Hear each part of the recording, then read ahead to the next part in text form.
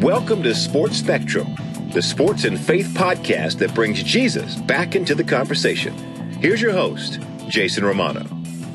This episode of Sports Spectrum's podcast with Brad Lomenick, leadership guru, is brought to you by Compassion International, the most trusted child development ministry in the world. For more information about how you can help provide a child with hope and release them from poverty, go to compassion.com/sports spectrum. Compassion.com/sports spectrum. Pray about it and consider sponsoring a child today.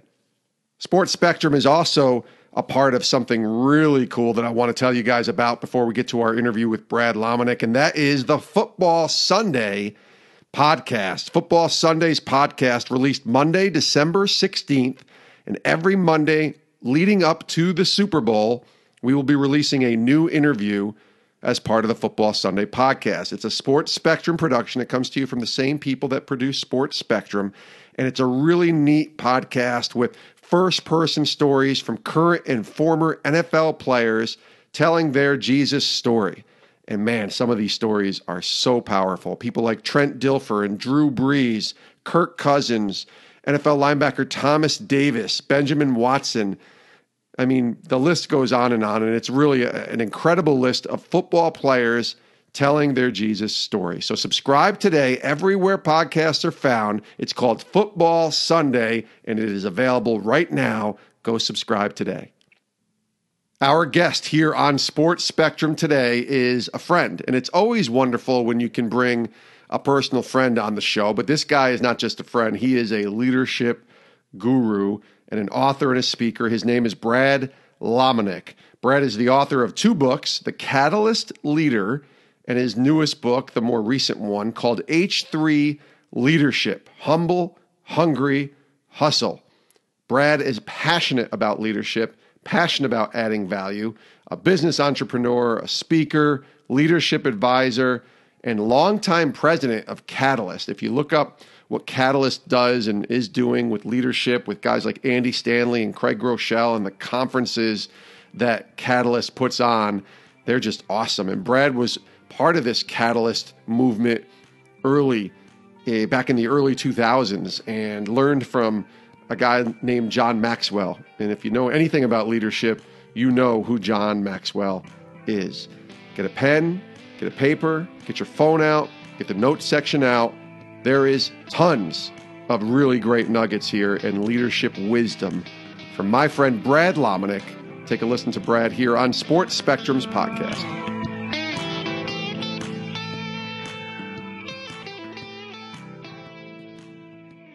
Brad, welcome to the show, man. Jason, so fun to be on, man. I'm so proud of you and what you're doing with this podcast. And it wasn't that long ago that we were like sending DMs on Twitter of you mowing the grass. You know, it's funny. Twitter is wonderful in the sense that you can kind of just search a couple names and go back and see old tweets. And I went back and it was 2011. Crazy. 8 years ago that I began listening to what was then the Catalyst, it's still around, the Catalyst podcast with Ken Coleman and you, Brad Lomenick. And in many ways, it's the reason that not only this show exists, but why I even got into podcasting. Do you remember, I'm actually fascinated by this, and I didn't have this as a question, but thinking about starting a podcast, in 2011, podcasts were sort of becoming a thing, but they weren't really there fully yet. Do you remember like the early days of even conceiving the idea of doing a podcast? Yeah, well, we started in 2006. 2006. So wow. That was the first ever Catalyst podcast. I believe it was 2006 or maybe even late 2005. And it was so early that we were consistently in the top 10 of all of iTunes because nobody else was on. I mean, there was just limited number of podcasts at that point. So it's now, I guess that would be 13, 14 years later from the origination. And, you know, we really felt like the reason it made sense was because people wanted to be able to access content, conversations on demand, and Apple made that really easy through their outlet. So yeah, it's crazy though to think that it seems like it was so long ago, but it really wasn't in the grand scheme of things. You know, the mid 2000s weren't that long ago, but it's amazing now. Like how many podcasts there are, and it's only going to continue to increase. Are you a avid podcast listener? Obviously, you're a part of podcasts. Yeah, is that all you consume? I love it. I mean, I'm a runner, and also traveling. Those two really make podcasting the best form in many ways to learn. And the great thing about podcasts is it's something you can do while you're doing something else, whether you're working out or whether you're mowing the grass like you used to and listen to the Catalyst podcast, or that's right. You're sitting at your desk. It doesn't matter. You can consume the audio while you're multitasking. So yeah, I've got, probably 30 or 40 that I listen to regularly, including this podcast, by the way. Well done. Thank you. Appreciate that. When people ask me, hey, Brad, where do I learn today? I mean, I don't know where to start. I want to, kind of slap them across the forehead and say, are you serious? There's so many outlets now that you can truly get your not just your input of learning, but you can, in many ways, create your own MBA for that matter. That the number of things that are available to us for free is just such a huge advantage for the leader who's hungry. So, well, that was one thing I think about. You and I are around the same age in our mid to late 40s, and we look back and we see, growing up in the 90s, right, or even in the 80s, and what that information input looked like. And it was grabbing a newspaper, or putting on the, even the cable that I had in the 80s was like 10 channels. And It was like people, who were dictating the news that was coming in, or the sports info that I was taking in, was ESPN and the newspaper. And that was it. And maybe your local TV station. Now, everywhere. And I don't think the young people understand, it is almost information overload, but it's like not having to go into a library anymore, and it's right there. And you got YouTube, and you got podcasts, and you got Twitter and Instagram and Facebook. And it's almost like you have to check your list off every day of where am I going? Where am I going? For you, as a guy who has evolved as a leader, as a guy who helped create Catalyst and really bring it up, and sort of running that, and we'll get into that story in a minute. How has that changed the way you just kind of mentioned talking to a young person and knocking upside the head? But the young person who comes to you and says, Brad, I want to be a great leader. You've probably had to evolve the advice that you give in some ways today versus even 10 years ago, right? Sure. Yeah, exactly. Because at one point there was only a few outlets where you could intentionally grow your leadership through a conference, or through going to a university for more education, through being part of some kind of curriculum, whatever that looked like, or even being mentored. The number of people now that you can be mentored by, not because you're actually around them, or you even see them or spend time with them, but you can be mentored through their content, is really exciting, because there's so much content that people create that is available for free, on demand, all the time. And, so my advice now is first of all, just get in the game. But secondly, you have to be really intentional and specific of where you are going to learn from and who you're going to learn from. So because there's, like you said, there's so much available to us that we almost get overwhelmed just because of the options. Yeah. And so now you've got to be very specific on, well, do I want to dive into a certain content area? Do I want to think about a certain specificity of growing my own leadership? And, so this is why iTunes has categories. The category selector in many ways is helpful, because, if I want to have something that's business related, or I want to think about something in sports, or I want to just, veg with sort of the fiction and the storytelling podcast, that there's ways for me to streamline what I'm learning.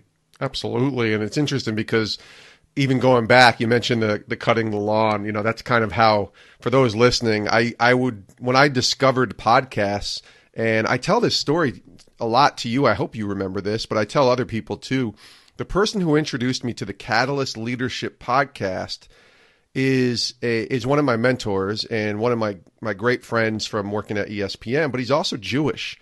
And when he told me about it, I was like, okay, I'll go listen to this leadership podcast. And obviously it's faith-based, it's Christian. You know, you don't hide the Christianity part of it, but it's also leadership through the lens of Christ, I guess, if you want to call it that, which is what Catalyst is.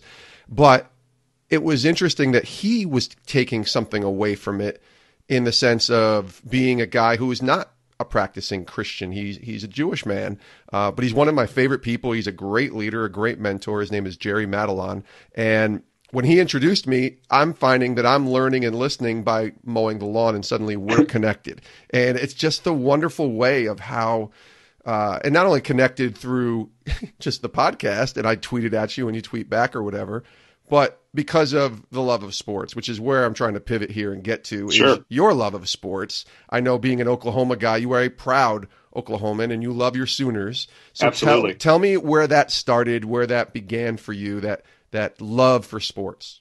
Well, and by the way, shout out to you, Jason Romano, because you actually, you gave me the opportunity to do a tour of ESPN headquarters when you were working there. Yes, sir. And I think I'm still on that high from getting to to see the inside of what is always on the TV, regardless of where I am, hotel, home, doesn't matter. It's Sports Centers, I think, is always on all the time. So thank you for that. But yeah, my love for sports started when I was young, because my father was a high school football coach, and his father was a high school football coach. So it was in the blood. You know, when you grow up in a small town in Oklahoma, and you're part of the fabric of a community because of the connection to a local high school football team. You know, one high school in the town, very good, very strong tradition, always in the hunt. You know, always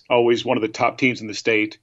Then you don't have a choice in many ways. Yeah. So that's where it started for me. And, I think the thing too, as a leadership guy, that I love about sports is that there's so many parallels of leadership in the way that teams work, in the way that, coaching looks, and the captains of teams. And even for me in my own journey, I think the place that my leadership started to show itself, or at least manifest itself earliest, was being captain, or in that place of being the leader on a sports team, whether it was soccer in elementary, or whether it was, middle school football, or even high school football. That's where you start to see your leadership quotient, I think, really come alive, is when you're in that environment. And, sports will both reveal as well as many times prove your ability to lead, because there's so much real time feedback. There's egos, there's talent.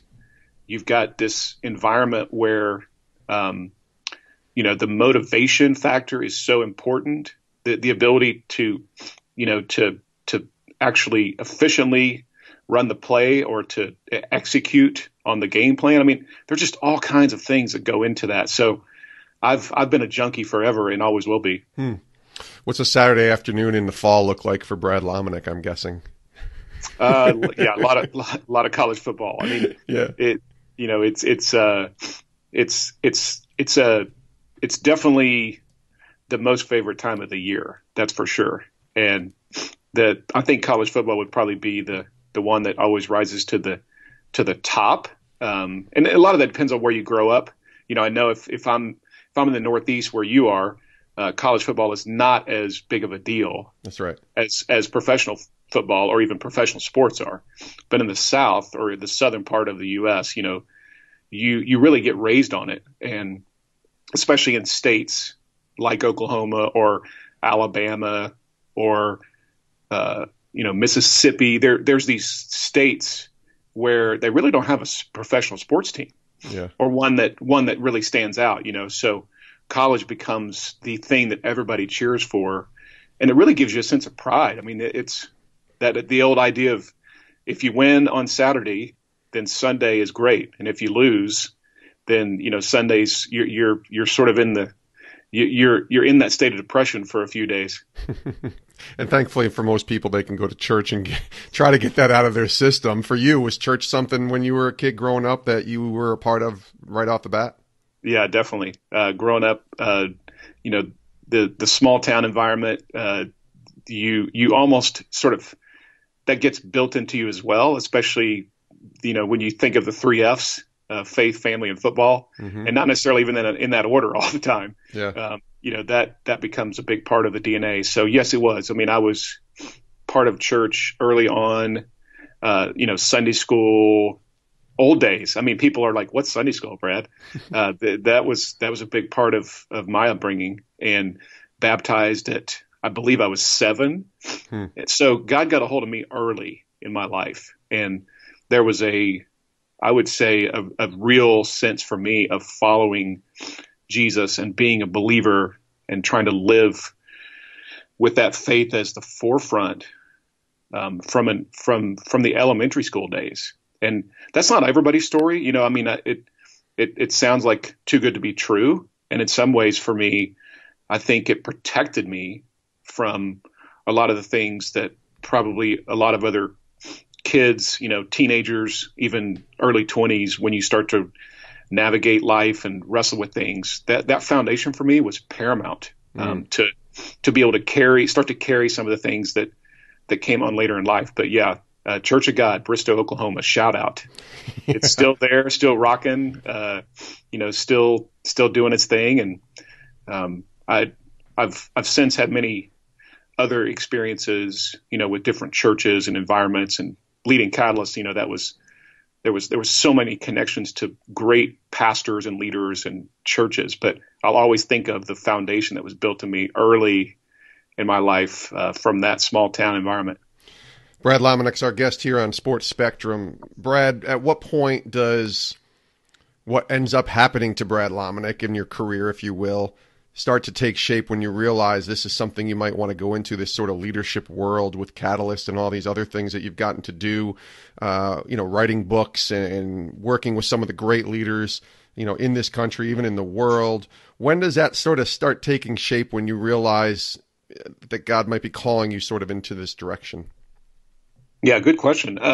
It was a wrestling for me in some ways that, I think when you grow up in the church early in your life, there's this premise for many of us that we think the only option then, or the best option, would be to go into the church world, be a pastor or missionary. And that was sort of the calling that was first place, right? And then everything else was sort of secondary. You were on the JV team if you chose any other route. And so I struggled with that even during my high school years. But I went to University of Oklahoma, and I was a history major, thought law school was going to be the route, really wanted to go into politics because that felt like at the time the best place for me to really express leadership. And I got this opportunity to go work on a ranch in Colorado, Jason, after college. And I thought I was going to be there 6 months and then go back to law school and, be a senator be working for a senator by 25 and then be on that path. And I ended up staying at this ranch in Colorado for almost 6 years. And I was the head wrangler, which is great. I mean, it was an amazing experience, but there was that moment in my early 20s that I started looking around and thinking, okay, God, like, what is this? I'm scooping poop for a living.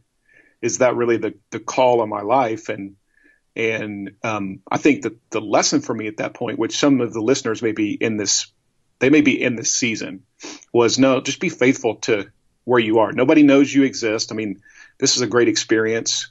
At 24, you're working in Colorado. You're playing cowboy, but there was still that sense of there's something more for me. But I think God was he was preparing me. He was giving me an opportunity to demonstrate that the process of working and being faithful and seeing that season as really important, as the most important assignment ever to that point, was going to give me an opportunity to, at some point maybe build something or be part of something that would gather hundreds of thousands of leaders. And so out of that ranch experience, I ended up meeting through a number of different friendships and relationships, John Maxwell. And, I'd read a bunch of John Maxwell books, and I sort of knew who he was. He was sort of this hero from afar, but through some connections that started to turn into an opportunity for me to do some work for John's organization. And there was no connection whatsoever in terms of working on a ranch to going to work with John's company called Enjoy at the time. But again, that's the faithfulness part that I think when we start looking at the way seasons connect in our life, most of us would say we were never prepared for the next season based on the season we're in. It's more that we were faithful in that season, and then that faithfulness and that the posture of hard work and hustle and being willing to do whatever it takes, sort of gives us that opportunity. So when I got connected to John, this was the late 90s, and there was a bunch of us in our 20s who were a part of his organization. Gabe Lyons, who now runs Q, was there, and Catalyst was just starting to be formed at that point. And so that was really my opportunity to jump into the I guess you could say the deep end of leadership. But I didn't know what I was doing. I had no clue, man. I was not prepared in any way. But I was 20, in my 20s, I was hungry, and that was the start of something that really, in many ways, not because I was part of it or I ran it, but I would argue changed the landscape of leadership, especially for the next generation of leaders, and especially for Christian leaders, by gathering thousands together in conferences and what we thought was a movement. I'm very slow to define it as that, but it turned into that. Well, a couple things there. I want to talk about John Maxwell and just being around him in a second, but I'm thinking now, and you mentioned something about being faithful to where you are. I call it bloom where you're planted. Other people call it different things, but that's very hard for young people today. I don't know why, to grasp that. I think it's like everybody wants the product, but they don't necessarily want to go through the process. They want everything instantaneously. You see that maybe today versus 20 years ago when you were first starting this thing and kind of getting into this leadership world, that younger people, I don't know, they're less patient maybe today. Are you seeing that? Definitely. Yeah. And I don't think it's a character flaw it can be, right? It can be for any generation. Yeah. It's not necessarily young people. It might just be people in general today. I think it's people in general that there's more opportunities than ever today for us to shortcut the process. Right. And whether we get on the other side of that and, it's good or bad, it's just a reality. There's more opportunities than ever for somebody in their 20s to actually build an organization or to start something new or to, sort of begin their entrepreneurial venture. And that's just because we live in an age where the digital landscape has allowed us to be able to do things earlier in life than we ever thought possible. And I would say this is true as well, that the notion in many industries, in many categories of the marketplace, that there was always an idea of, well, you got to wait your turn. And at some point you'll get a chance, but there was some golden age, whether it was 35 or 40 or whatever it was, that you sort of had to wait, and then you might have the chance at that point. And no longer is that true. In fact, I think it's just the opposite. There is now such depression and anxiety and a sense of almost of overwhelmingness because of so many options for young leaders today that you're seeing the reverse happen, where it's the Zuckerberg effect. It's if I don't change the world and start Facebook or start the next Charity Water or the next Tom Shoes or the next Warby Parker, by the time I'm 29, then my life's over. And I might as well just go home and live in the basement and never have a dream again. And that's just as I think damaging as the other way, which was I got to wait my turn, and if I'm 50, I might have a chance. So it's interesting, that we've never had more options than ever to do something earlier in life than we've ever been able to do.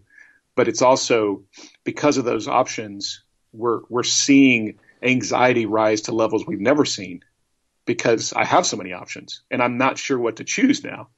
Yeah, that's so true. I think about, I don't know. A lot of young people will reach out to me and ask, I'm sure you get it too, about like trying to get into business or even just, the world that you live in, that leadership world, which has really become, it's really blown up. I mean, I'm a product of that. I'm writing a second book on leadership. So I get like this whole leadership world that's kind of blown up over the past, I don't know, 5-10 years or so.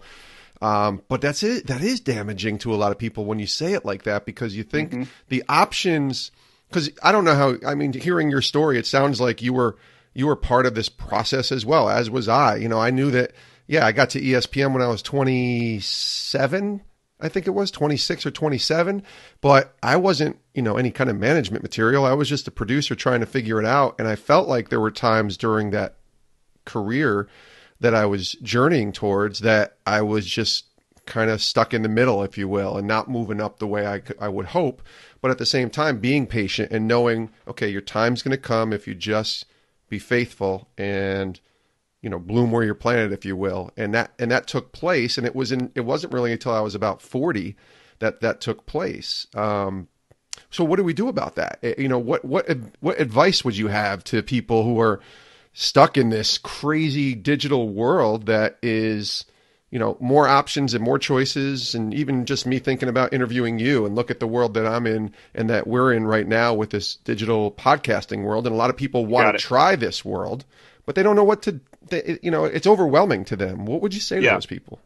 Well, and there's so many things that feel like the shiny new object that I need to go chase. And, and this is why, for all of us, and you and I, both of our stories are evidence of this, but for everybody, and especially, if there's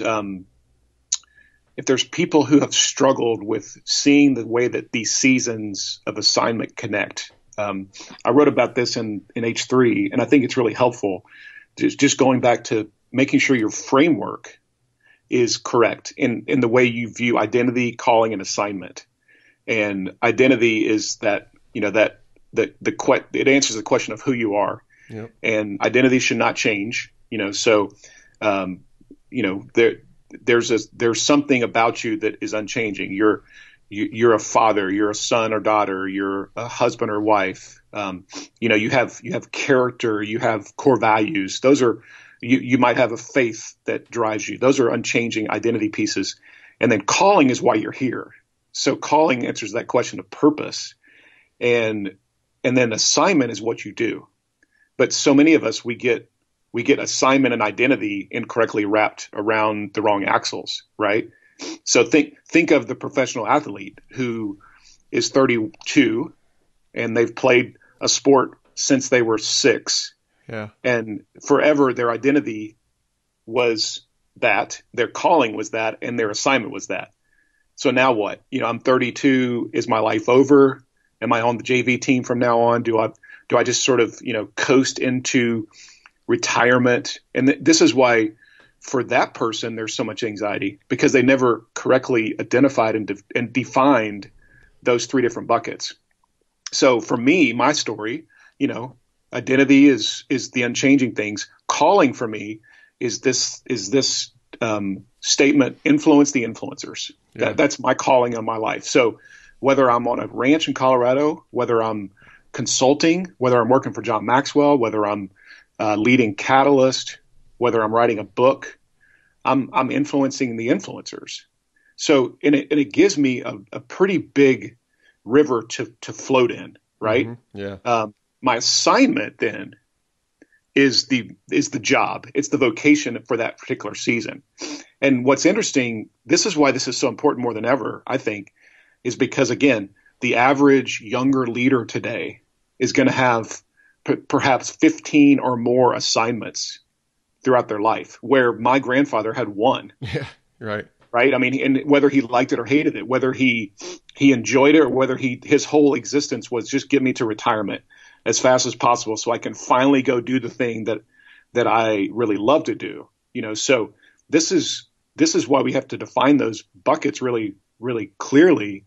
Is otherwise we're going to be schizophrenic, and every assignment that you step into that you've now allowed that to be your identity, then you struggle with transition and how do I move away from that? So even for you, like, you probably at some point struggle with the question of, if I leave ESPN, have I lost my identity? Absolutely. Because everybody loved Jason Romano, the ESPN producer. Man, you can get me the tour, right? Yep. I mean, yeah. Compared to, that was a season of assignment that should reflect your calling, and that calling is bigger than ESPN. It's bigger than Sports Spectrum. It's bigger than it's not better. That's the wrong way to say it. It's just bigger. It's a collective statement that allows for all these assignments now to be connected, compared to they're just schizophrenic. I'm just jumping from thing to thing because it's a better paycheck, or it feels like I'm going to be able to climb the ladder faster.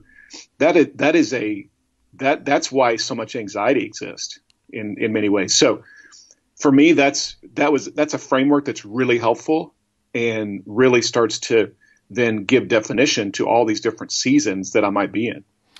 Brad Lomenick is here at Sports Spectrum with us. You mentioned your books. I just want to plug them real quick. The Catalyst Leader was your first book, which was a really good book. And the second one, which I see a lot, Brad Lomenick, when I'm traveling, and I travel a lot more now through airports. And there you go in the airport, and I'm buying a water, and they have that little area with certain kind of genre of books, and there's the leadership books, and H3 Leadership's just staring me in the face every time I go through an airport. So know that your book is still out there, and that's a good thing. But I love that book. Listen, go when you see those, just put your John Henry in there, man. Like sign it on my behalf.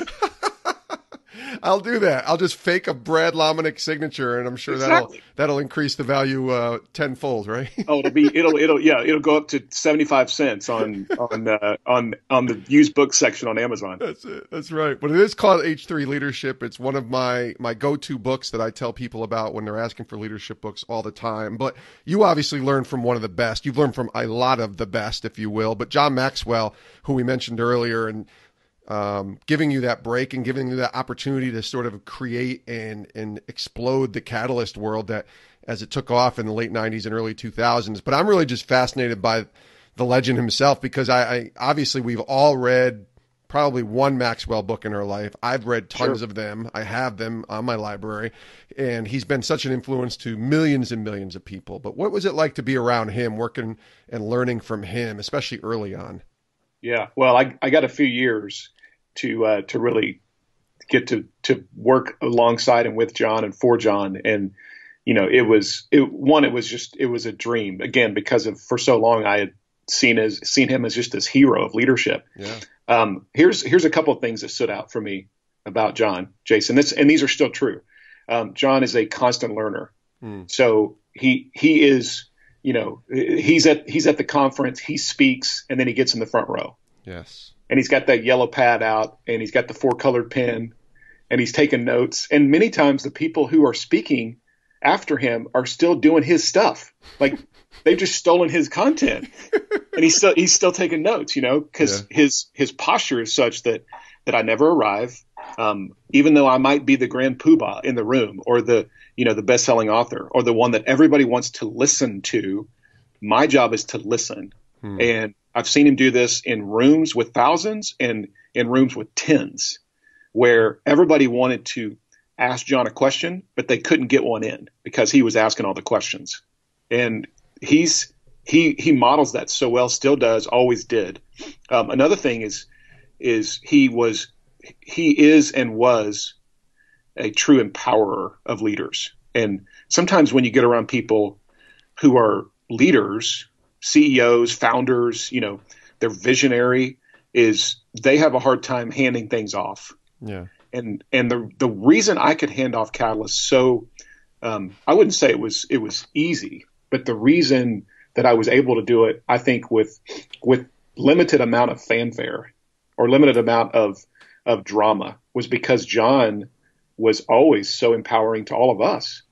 And when you're handed something and you're a knucklehead in your 20s, and he says, "Hey, let you guys go start this Catalyst thing, and I don't need to be part of it. I'll fund it, and I don't have to be the hero of it."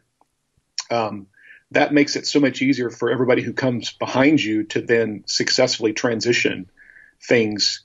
And he was always just open-handed, and compared to the the leader who starts to hoard and protect and grab on. Insecurity forces you to grab, compared to being a secure leader, which actually gives you the permission to give or to hand off or to be open-handed. And so those are two things that stand out. There's tons of others, but those always rise to the surface. He has a heart for Jesus too, doesn't he? A lot of people don't see that, but he loves the Lord, doesn't he? He is a pastor at his core. He was, before he started writing leadership books, he was pastoring multiple churches. And even today, his heart for the gospel and his heart for the lost, and actually his platform to now really take the gospel into places that he would have never had the chance to take it into is really exciting. He's showing up in places that you and I don't ever have the chance to speak into, whether it's heads of countries, it's captains of industry, and all of that is still equally, I would say, grounded in his evangelism gift. He is a true evangelist at his core.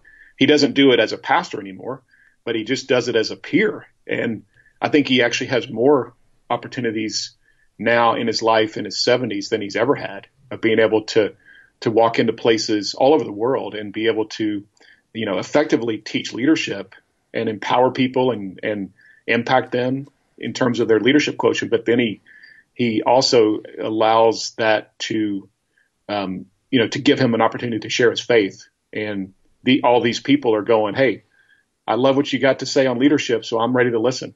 Right.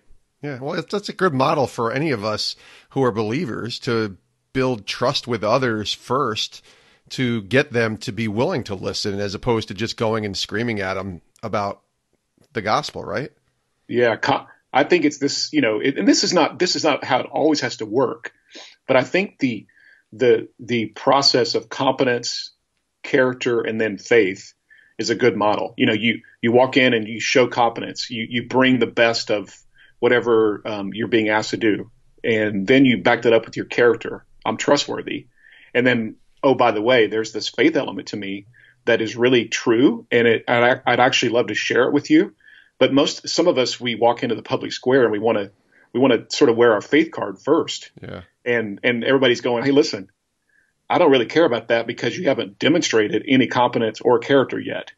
And until you do, I'm not interested in what you have to say about your God or this person, Jesus. But if I walk in first with competence and character, then people are, they're coming by the cube going, hey, I don't know what's going on with you, but I love the way that you manage that meeting. And man, you are really sharp, and you turn in your report and it was incredibly well done.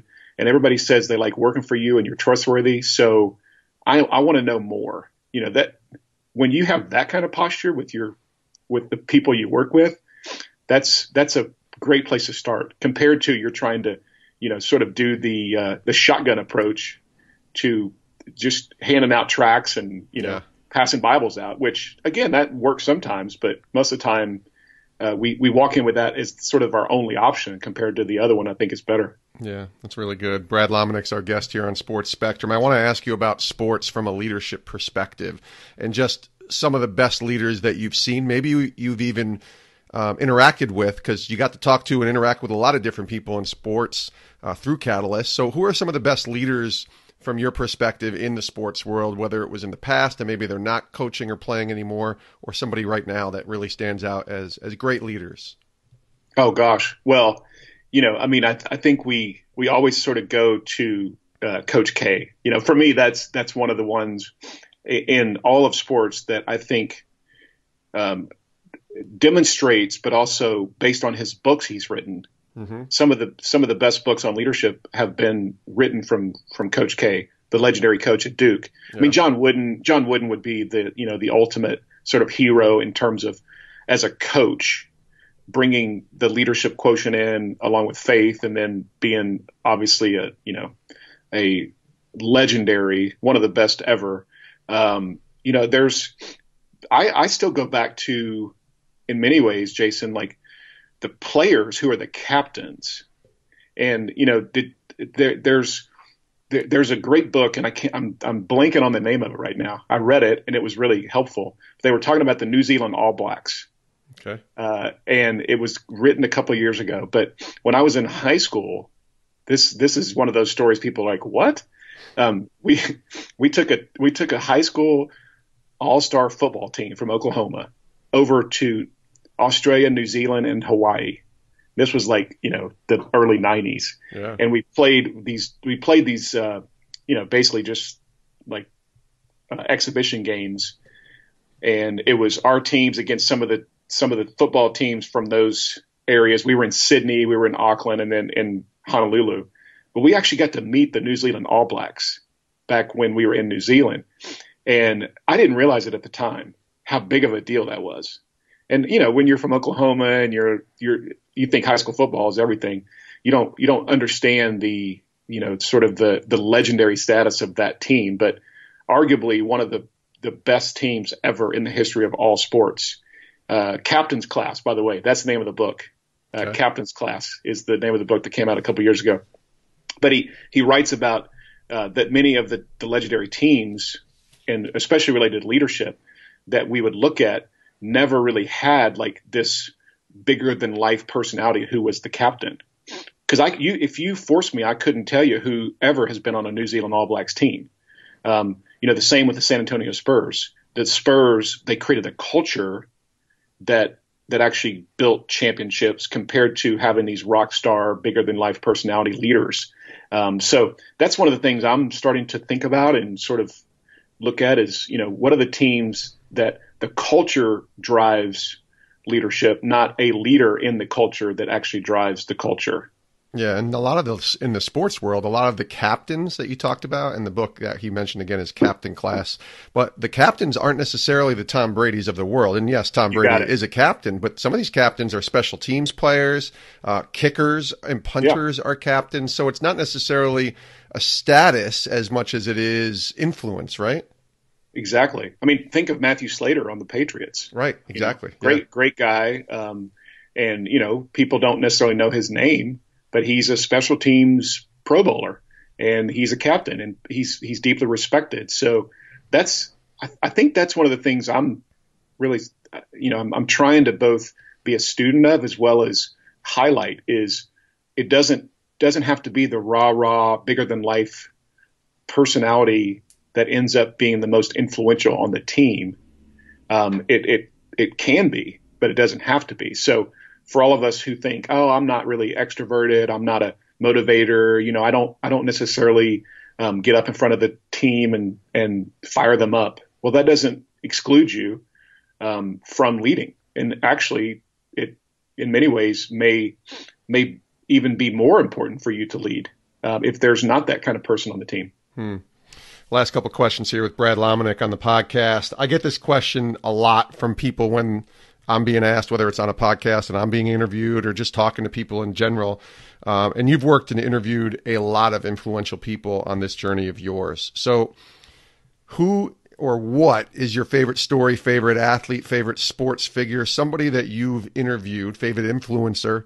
And it was just such a cool experience for you. One of those where I was like, am I really doing this right now? For me, that was Darryl Strawberry, who's become a friend, but to be able to interview my childhood baseball hero was ridiculous. And, I found myself in the middle of asking him questions in my brain saying, look at what you're doing right now. Look at what you're doing right now. Who's somebody like that for you? Well, definitely Tony Dungy would rise to the surface. I've gotten to interview Coach a couple of times, and we're not buddies, but we, just through the Callus World and some other outlets, I've had the chance to interview him. And then a couple of years ago, I was speaking at an athletic directors conference in Norman at OU, and the guy who was running the conference, he called me, and he's a friend of mine. He said, "Hey, by the way, you're speaking, which is great, but would you be okay if I ask you to interview Bob Stoops?" And, of course, I'm about to fall out of my chair because Stoops, he brought the Sooner tradition back, to the University of Oklahoma. And so I had the chance to interview him. This was probably 4 months after he had retired a couple of years ago. And it was this room of 150 or 200 athletic directors from around the country of all the different, Power 5 conference schools. And of course, nobody knows who I am, but everybody knows who Bob Stoops is. But he came in wearing his sunglasses. I think he had a tea time with Toby Keith later that day. He was so chilled out, and it was a great interview, or at least I felt like it was, because all of his staff who used to work with him were there, and they said, we just never have seen Coach like this. He's so relaxed, and he just seems like a different person. So I feel like I caught him on his in a stage of his life where he was more willing to probably answer questions than if he would have been in the middle of the season and preparing and been really short on time. So that was one of those that was a highlight for me. Was there a moment where you met someone? Because I have a story in my new book coming out where I met Emmitt Smith, and I was legitimately hyperventilating and nervous, and called my wife and said, if I die tonight, here's the reason why. Because I had a heart attack meeting Emmitt Smith. This is like 13 years ago. And I wonder, because you've interviewed a lot of people, but you've also got to meet a lot of people. So was there one that you met, and maybe it was Stoops, but somebody, and you were just super nervous, and then you met them and you were put at ease pretty quickly? Yeah, nobody comes to mind. I mean, I don't know if that's if I don't have any feelings around that, I probably should. Well, some of the names, though, that you've had at Catalyst, Brad, though, I mean, there were some really big names that you were able to bring in and speak at these conferences. So maybe it's just because it was part of the job and you didn't have this awe, right? Yeah, I think it was. I mean, I'll tell you who, growing up in Oklahoma, as the son of a high school football coach, I got to meet Coach Switzer several times. Now, This was back in the heyday in the 80s of Oklahoma football under his leadership. Now, that was something where, as a 11-year-old, I mean, and here's the thing, whether you like Barry Switzer or not, but the way he treated me, and I'm nobody, I'm an 11-year-old kid who's in 5th grade, and there's no reason for him to remember my name or even be in any way concerned about my life. But every time he would show up recruiting a player from our high school, he would remember my name. He would ask me, "Hey, how's 5th grade football? Now you're playing running back, right? How's the season going?" And I'm thinking, he remembers? Like, wow. This is amazing. So that's one of those that stands out. And then the other one, which is not an athlete or a sports person, but Chuck Swindoll, who, those of us who grew up in the 80s and 90s, we kind of grew up on Chuck Swindoll's voice. When I met him for the first time, which was in 2008, because he was just a legendary hero of the faith for me, that was one of those. It was like, wow, okay, this is a pretty cool moment. Yeah. And here's the fun thing about meeting him, Jason, is, he first of all, he got a brand new outfit to come to Catalyst, because his wife said, "Now, Chuck, you can't be showing up with all these young people and looking like you're old." So he's coming in with new jeans, and he looked pretty hip. But when he walked in to the arena there in Atlanta, the show pro people who have the yellow jackets and their security, nobody pays attention to them. Yeah. Right. I mean, and most of them are retired. So they actually heard Chuck Swindoll was going to be at Catalyst, and many of them chose to work that week of Catalyst because they loved Chuck Swindoll. And so he walks in and they all just form this, mosh pit around him. And he took as much time as he needed to talk to them, say hi to them, hear their stories. I mean, we were having to say, "Chuck, hey, come on, man, you're speaking in like 7 minutes. Let's go. We got to get a mic on you." Yeah. But here's what I loved about that. He was, again, Grand Poobah, one of the legends, the patriarchs of our faith. And here he is saying, "I see you."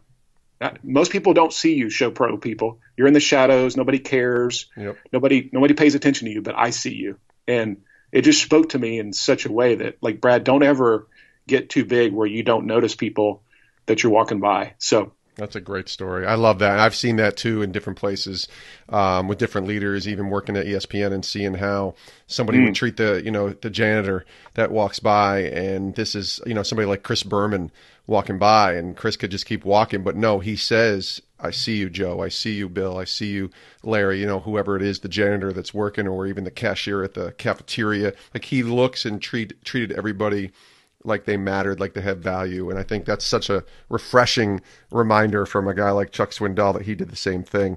As we close here, a couple like sort of housekeeping items I think I would like to ask. First of all, you've written 2 books, and you don't have a third book out yet. And I'm in this world, and I know people are craving and looking for, like, where's the next book, Brad Lomenick? Where's the next book? So where is the next book?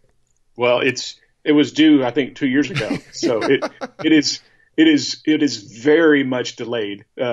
It's supposed to be being worked on as we speak. Yeah. So you got any ideas? Maybe you can help me. Let's workshop this thing. I'm in it with you. Let's do it. Let's offline something. I want you to see my new book, and maybe there's an idea that comes off of that, because I wrote this book. It's called The Uniform of Leadership. It's coming out in the spring, and it's about, leadership lessons from working at ESPN. And it's funny talking to you, Brad, because when I was still working at ESPN, for people who are listening, I don't say Brad's the reason why I left. That's not fair to put that on any person.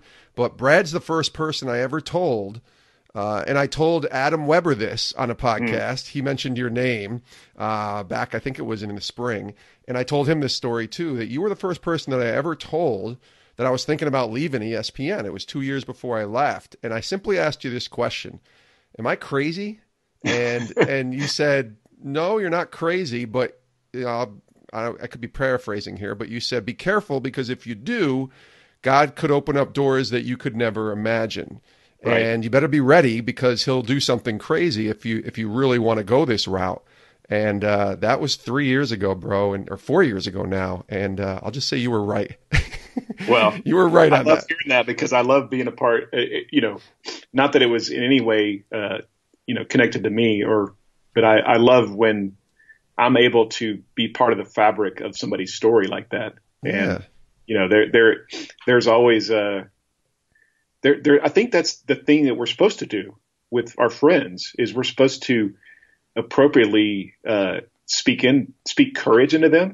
The idea of encouragement is truly to inject you with courage based on decisions or moments like this where you are at that crossroads. And so now to see where you've landed, and again, look back at your season of ESPN, what an amazing assignment, right? What an incredible season. Yeah.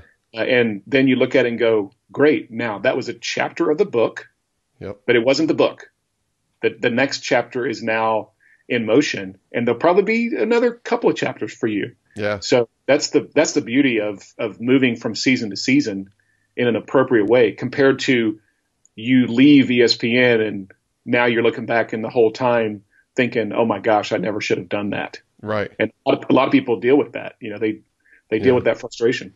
Well, I have no regrets at all. I don't ever even have a desire to go back, which is more confirmation for me than anything from God. But it's also given me courage, and I think it's given me courage to tell others and to do what you did with me, to say, hey, take that leap of faith, try it, because God will honor it if you're doing it in the right posture. You keep using that word, that posture, and I think that's really important, to have the right posture, the right heart, the right desires. But you gave me that courage, and I think that's helped me and be able to give that courage to other people to say, yeah, it's okay if you're thinking about, walking away from something that you've been a part of for a very long time, or that's very comfortable, or that pays well, or, it doesn't make any sense in a lot of ways. So I always say thank you. I'll do it publicly on the podcast, Brad. I do appreciate your friendship, and I really do thank you for all of that. We can't leave this podcast, though, without me asking you the question that I ask all of our guests. So what are you learning from the Lord? What's God teaching you, where he's brought you to, where you are right now in the season of life that you're in? What are you learning from God? Yeah, well, a couple of things, and thanks for saying that, by the way. Absolutely. And I love being a part of your story, and in such a small way, but I think an important way, and that's true for all of us.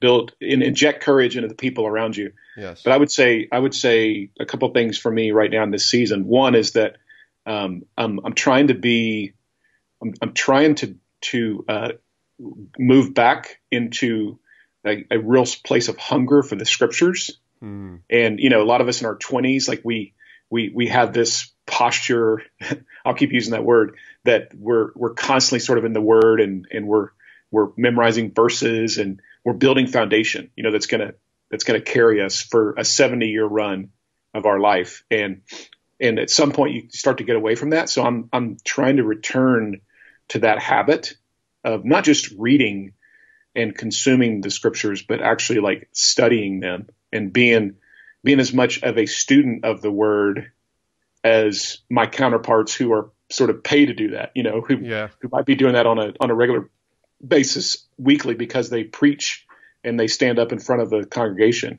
And that's not me. I'm not part of a church as, in terms of being on a staff, but I want to have that same hunger for the scriptures. And then the second thing is that I'm trying to be more open to having wisdom that is able to be imparted to people. And that's something that I've had a few people speak into me that, Brad, you have words that many times both give me courage, but also are prophetic in some ways. Yeah. And, we have to be careful about how we say that. And some people, it starts to get a little squirrely or kooky. But man, I'm trying to be more available to do that in people's lives. And I've found that the last couple of years, some of the people that I've run across, even people that I don't really know that well, and and they said, man, that thing you said to me was not just important, but it was prophetic. Like you actually said something that started to give evidence of what came true in my life. Yeah. And when you get to that place, you have to pray for that. So I'm praying, I'm seeking God to give me even more wisdom around being a wisdom teller and a truth teller, but also a life giver to people around me. Because I think that's one of those gifts of God's Spirit that, if you pray for it, he might actually manifest it for you. Mm. That's really good stuff, and I can attest to that wisdom and that almost prophetic word, even though I don't think you intended it to be prophetic when we were talking 4 years ago, but it turned out that way, and that's really cool when you look back and you see sort of the plan that God had, even just in our conversation sitting in that cafeteria at ESPN that day in 2015. Brad Lomenick, thank you, buddy. I really appreciate you. The two books you have out, again, The Catalyst Leader and H3 Leadership. I love that you're influencing the influencers, and that's sort of your motto, and that's such a great thing to see. Continue doing that, and you've influenced me, my friend, so I really appreciate you, and thanks for being here on the show. Loved it, man. I'm proud of you. Thanks for letting me share a few minutes with all your other amazing guests. That was Brad Lomenick, and oh man, Brad is so good, and so glad that he was able to spend some time with us here at Sports Spectrum. He's been a good friend, and I'll give you a little peek behind the curtain. Brad and I first met, we talked about in the very beginning of the podcast about connecting on Twitter. So I just tweeted at him one day when I discovered that I've been mowing the lawn and listening to his Catalyst podcast back in 2010, 2011, and went and found some old tweets of me sending that out in 2011 to him. And we kind of just connected, followed each other on Twitter, and, we're friendly through social media. And then in 2015, we actually met for the first time. We were both at a conference, a small conference, a gathering, if you will, of social media influencers. And I was fortunate to speak and kind of share a little bit about ESPN and the work I was doing at that time. And Brad was there, and it was wonderful to just shake his hand and give him a high five and tell him thank you for all the stuff that he had been doing through Catalyst and all the Catalyst leadership and the books that he had been writing. And what happened was about a month later, he was speaking at a conference. I think it was up in Massachusetts, and he was coming through. And I said, hey, why don't you come to Bristol, Connecticut? I'll give you a tour of ESPN, and we can sit down, get some lunch, and hang out for a little bit. And he brought me a copy of his book. But it was at that moment when we had lunch that day in 2015 that I said to him, am I crazy if I am thinking about leaving ESPN to kind of go into sports ministry? and he was such an encouragement. We talked about it on the podcast, and Brad's been a great friend since. He's been a great friend to Sports Spectrum and an advisor for us in the past, and really helping us kind of craft this podcast, honestly, way back in 2017 when we launched the Sports Spectrum podcast. And I'm just telling you this, guys, Sports Spectrum in 2020, some really cool things are going to happen. Some stuff that we have on the table and some stuff that we're dreaming about. But there is some movement here, and it's all because of you guys. It's because you're listening, because you feel like there is an appetite, there is a place for the world of sports intersecting with the world of faith, which really there is no other place for that intersection to take shape every single day. And we're honored to be a part of that here at Sports Spectrum. And I hope in 5 or 10 years, there's 20 networks and 20 outlets of sports and faith intersecting. So really appreciate you guys for listening. Certainly appreciate Brad for being on the show. Brad's books, again, are called The Catalyst Leader and H3 Leadership, one of my favorite leadership books, Humble, Hungry, and Hustle. You go get those books if you want to be really encouraged in leadership and learn more about how to be a great leader. Thanks to Brad Lomenick for joining us here on Sports Spectrum. We also thank our sponsors, Compassion International, the most trusted child development ministry in the world. They are focused on releasing children from poverty, and we are honored to partner with them in taking that focus out to the world and letting people know about the great work that Compassion is doing. And we're talking about boots on the ground work. Your $38 a month is a tax-deductible contribution, a child sponsorship program where you pick a child, you pray about it, and you sponsor this child. You almost adopt them in many ways, and they become your own. That $38 a month provides them food and vocational training, education, all of the things, the essential things that every child needs. But they take this to the ground themselves, and these trips that a lot of these people involved with Compassion do to see the impact that your $38 is having every single month. For more information, go to compassion.com/sports spectrum. Again, pray about this, but consider it. Consider releasing a child from poverty today. We really do appreciate you listening. As always, subscribing and downloading this podcast. You can find us on Apple, iTunes, Google Play, Stitcher, Spotify, everywhere podcasts are found. Click that subscribe button so that you never miss an episode of Sports Spectrum's podcast. And lastly, we want to encourage you to go to our website, sportsspectrum.com. That's where all of our content can be found, sportsspectrum.com. I promise you, you'll love the content that's being released there every single day. A daily devotional in the morning, this podcast, 400 other podcasts, and articles all day long on the intersection of sports and faith.